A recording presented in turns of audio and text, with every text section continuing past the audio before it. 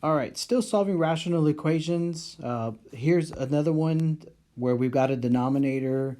Again, this is the denominator of 1. We've got a denominator of x.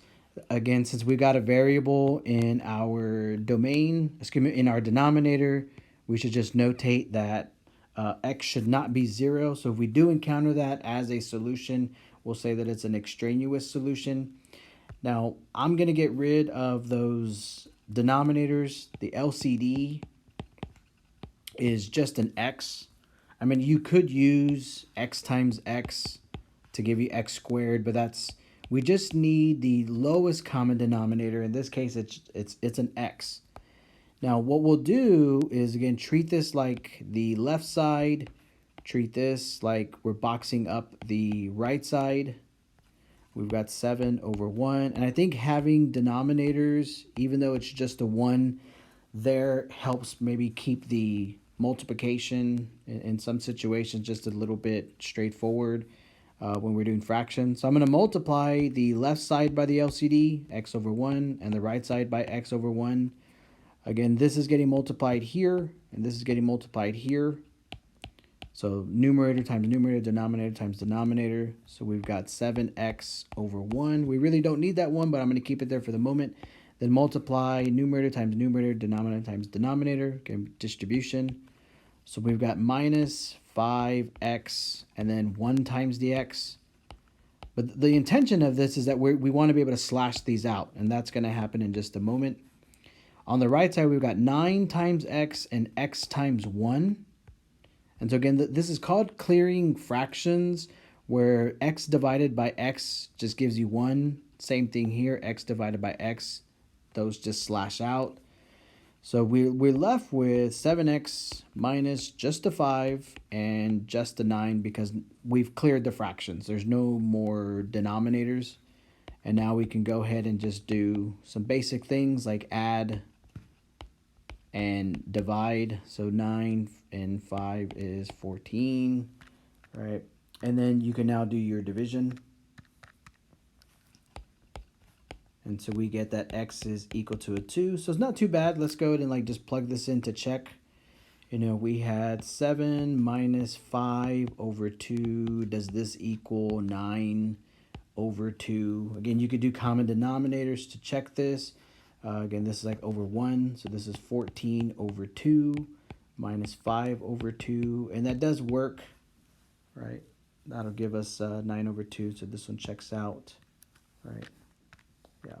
All right, so let me try another one up here where this time you've got to do a little bit of factoring. Okay, so all I'm going to do here is I'm going to treat these each like binomials, because that's what they are. I'm going to treat this one like a binomial, but notice that the one in the middle can be factored into, it's a difference of squares. Again, they may give you one where it's a trinomial, so you would still want to factor that into its factors. Now this one is going to be y times y, 2 times 2. Again, it's a difference of squares. And the reason why I'm factoring this, because I want to make a little note that the LCD, again, you take one of each of the factors. Now we have a y plus 2 and a y plus 2. We're just going to take one of them, y plus 2. Then we have a y minus 2 and we have a y minus 2. So we don't need y minus 2 squared. We just need y minus 2. But that's the LCD, the least common denominator. Let's also note some restrictions, right? Or what are some restrictions from the domain? Now, in this case it's y, cannot be a 2, and a y cannot be negative 2. Again, if you were to take each of these and set them, equal to 0, like y plus 2 cannot be 0. And then over here on this side, here, y minus 2 cannot be 0. So that's where I'm getting the exclusions from, or the restricted values.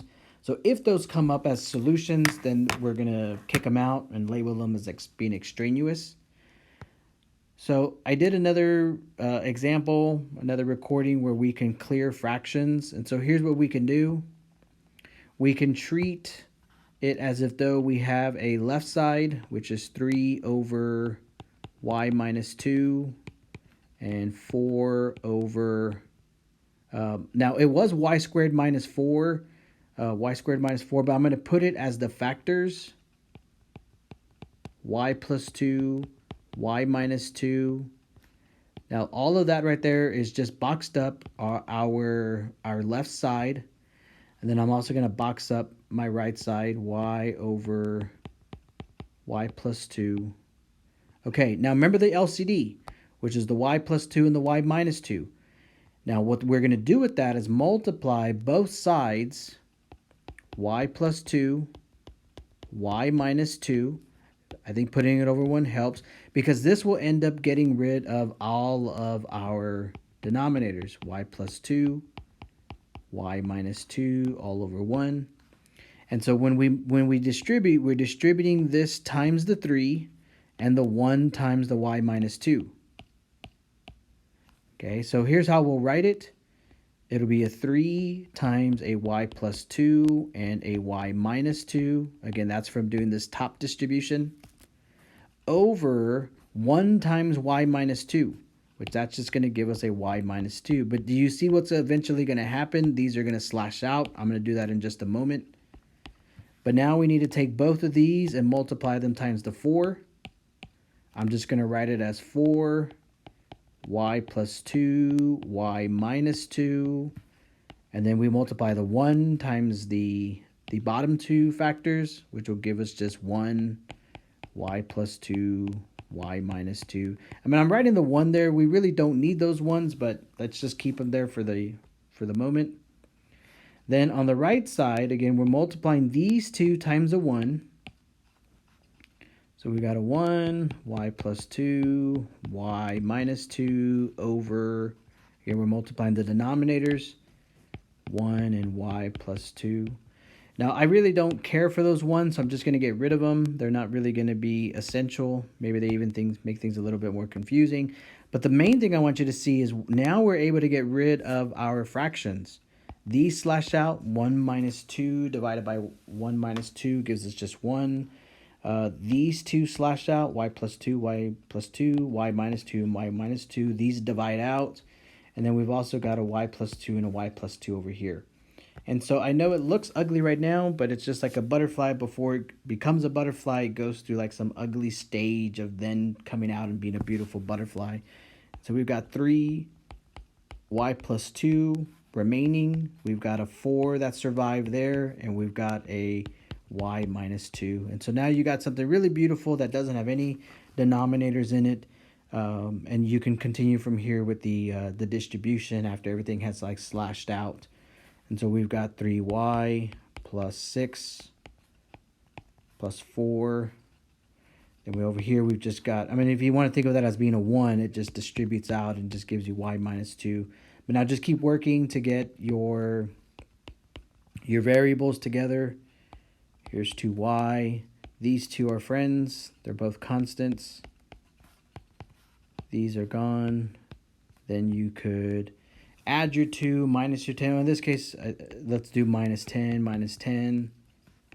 So we've got 2y is equal to a negative 12. Divide our 2, divide our 2. So we get y is equal to a negative 6. And so as long as we didn't get 2 or negative 2, then we don't have to kick the solution out. This is good. And then if we wanted to check it, we would plug it back in to our original. This is just my check. Again, what was it? It was negative 6. Okay, so plugging that in, we would get negative 8 plus 4. Again, I did a little bit of mental math there. Negative 6 minus 2. And then we'd have negative 6 squared minus 4 is equal to 1 over, again, I'm just plugging it all into here. Negative 6 plus 2 would be a negative 4. Then we have 3 over negative 8.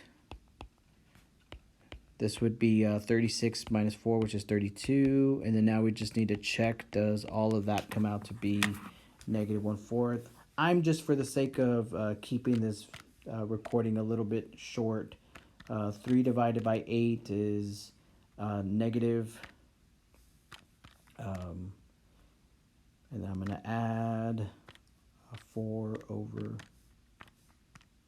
Yeah, it checks out. I kind of just use the calculator, but you could do common denominators. This does check out. So there's our one solution. Again, if you do an example where one of the solutions happens to come out to be like where you get y is equal to a 2 or y is equal to a -2, then what you would do is not include them as an official like solution. You would call them as an extraneous solution. But I'm going to go ahead and just end it right there. All right. Hope